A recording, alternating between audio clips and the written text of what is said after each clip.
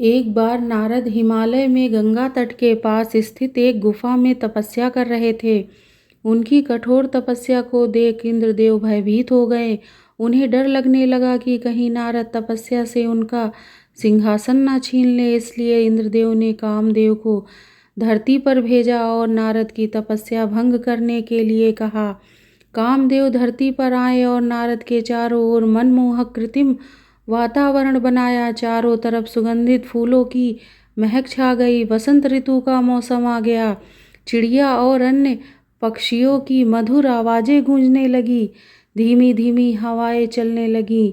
स्वर्ग की अप्सराएं नृत्य करने लगीं। बड़े से बड़ा व्यक्ति भी इस माहौल को देखकर मंत्रमुग्ध हो जाता, मगर नारद मुनि को कोई फर्क नहीं पड़ा।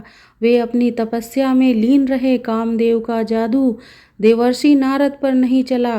कामदेव को डर सताने लगा कि कहीं नारद क्रोधित होकर उन्हें श्राप ना दे दे। फिर कामदेव जाकर नारद से क्षमा मांगने लगे। नारद ने उन्हें कुछ नहीं कहा और क्षमा कर दिया। इसके बाद नारद के मन में अहंकार आ गया कि वह सबसे बड़े तपस्वी हैं, क्योंकि उन्होंने कामदेव को भी जीत लिया है। वे शिवजी के पास गए और कहा कि उन्होंने कामदेव को जीत लिया है। शिवजी को लग गया कि नारद को अहंकार हो गया है। उन्होंने नारद से कहा कि ये बात आपने मुझसे कह दी, लेकिन विष्णु जी से कभी मत कहना। नारद को शिवजी का ये कथन अच्छा नहीं लगा। नारद ने सोचा कि शिव कैसी बात कर रहे हैं। मैंने इतनी बड़ी उपलब्धि हासिल की है और किसी को क्यों ना बताऊं। वे वहां से विष्णु जी के पास पहुँचे और सारी बात बता दी। भगवान विष्णु को भी लग गया कि नारद अहंकारी हो गए हैं। उन्होंने नारद का अहंकार दूर करने के लिए एक उपाय सूझा। विष्णु जी ने नारद के रास्ते में एक सुंदर नगर बसाया। वहाँ के राजा की एक सुंदर कन्या थी, जिसका नाम विश्वमोहिनी था। विष्णु जी ने उसके स्वयंवर की कहानी रची। नारद को भी इस स्वयंवर के बारे में पता चला। वह राजकुमारी को देखकर मोहित हो गए। उसकी सुंदरता के सामने नारद अपनी सारी तपस्या भूल बैठे। उन्होंने तुरंत विष्णु जी का आवाहन किया। विष्णु नारद के समक्ष प्रकट हुए। नारद ने विष्णु से कहा कि उन्हें इतना सुंदर रूप दें कि स्वयंवर में राजकुमारी उन्हें ही चुने। विष्णु जी ने कहा कि ठीक है, वे ही होगा जिससे तुम्हारा भला होगा।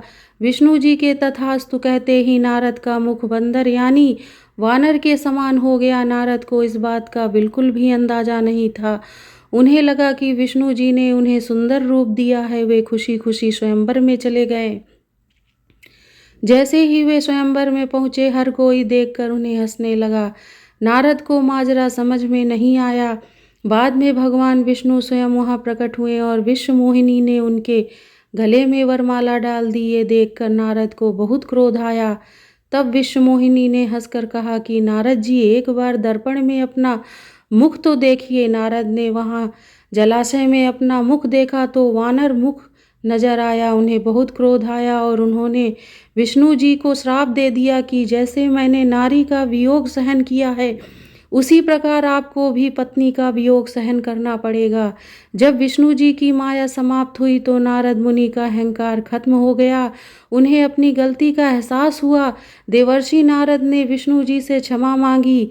कालांतर में भगवान राम ने विष्णु जी के अवतार के रूप में धरती पर जन्म लिया और कहते हैं कि नारद के श्राप के कारण ही श्री राम को अपनी पत्नी सीता का वियोग सहना पड़ा था। नारद जी की ये कहानी आपको कैसी लगी, हमें कमेंट में ज़रूर बताएं।